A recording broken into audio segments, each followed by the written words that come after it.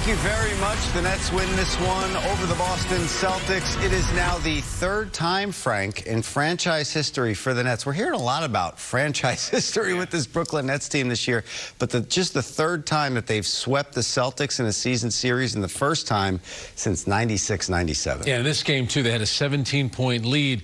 Boston cut it to 3. Nets call a timeout. What do they get out of the timeout? A Joe Harris 3. Then they get a stop and a Jeff Green dunk, and then Boston is chasing the rest of the game. So, you know, in that fourth quarter, Steve Nash is not going to like the fact that they blew a 17-point lead and Boston was able to make it a one-possession game.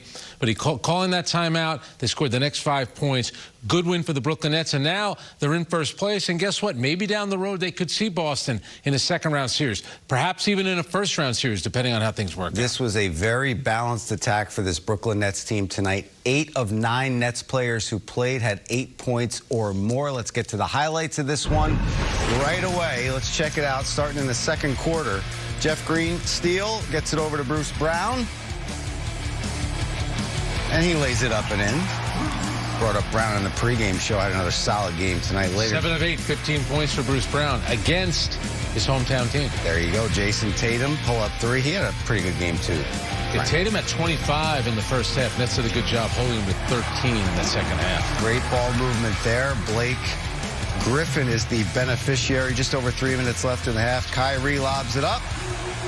DeAndre slams it down. Third quarter, Marcus Smart takes the pass from Aaron Nesmith and cans the 3.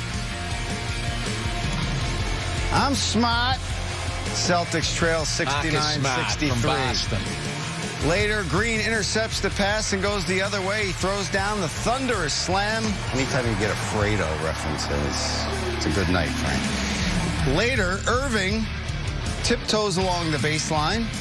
He finds Brown. I'll tell you what, he was close to stepping out, but that was like he stepped out there. That was a beautiful play by Kyrie, and Bruce Brown gets the dunk over the green cornet. Blue cornet. The green cornet, as you said? Cornet. Steal there. Nets up 86-70. Fourth quarter. Celtics making a run. Peyton Pritchard gets the pass from Tatum.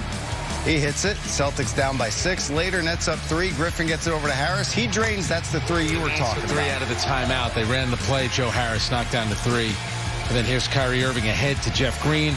That made it 103-95 with just under 3 minutes to go. I know he calls himself Uncle on his Twitter handle.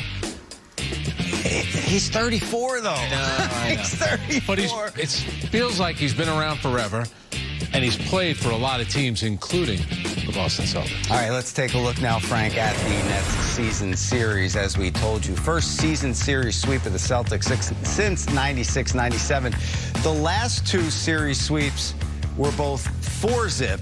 The one this season, the shortened season, 3-zip. And so Boston tonight, no Jaylen Brown, no Kemba Walker. But by the same token, the Nets have played 3 games against Boston, and Boston is yet to see Kevin Durant, James Harden, and Kyrie Irving together. Now, a lot of teams haven't seen that. In fact, the Brooklyn Nets haven't seen it that much. It's only happened 7 times, but that's why if you can ever get the 3 of those guys together and healthy, the Nets will be so tough to beat.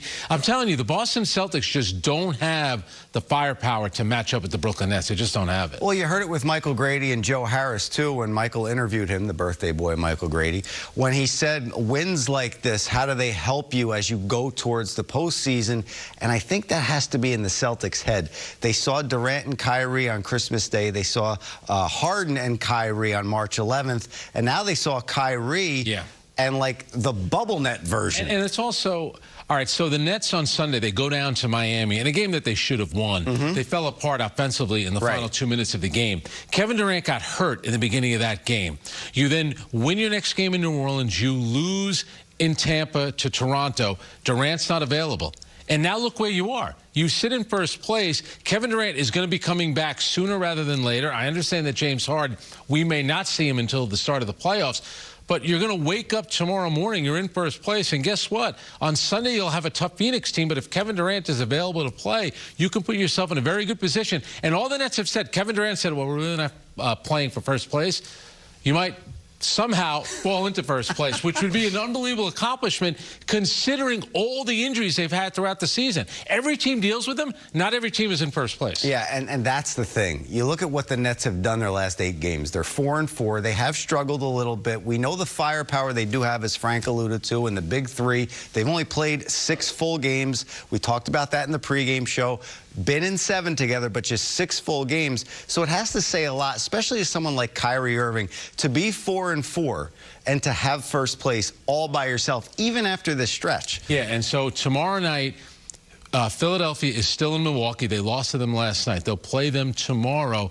So Philadelphia could drop a game. Now then you're a full game ahead. And if you could win on Sunday against Phoenix, and like Michael mentioned in that interview with Joe Harris, only 12 games left. You're getting now down to the nitty-gritty. And you know that Kevin Durant wants to play a little bit before the end of the season. And maybe he'll even get Harden back in a couple of games before the end of the season. That's why no one mentions Steve Nash for Coach of the Year, and I don't think he's going to win it. I do think Monty Williams, Tom Thibodeau have a great chance. But Steve has done a very good job with the roster. He has talented players, but you look at the supporting cast, guys like Landry Shamet, Bruce Brown tonight, Jeff Green, those guys have all contributed at certain points of the season. Even guys like Tyler Johnson and Chris Chiozza, and guess where they are? They're also injured. So all he's done all year long is use different lineups, different combinations, and it's working all the way to first place. It's kind of like the Hoover Dam. And Nash has every one of his digits plugging up all the holes. He really does. Now, we know they have the big 3, but still, he's done yeoman's work with the head coaching job this year with the Brooklyn Nets. And we're going to see him when we come back.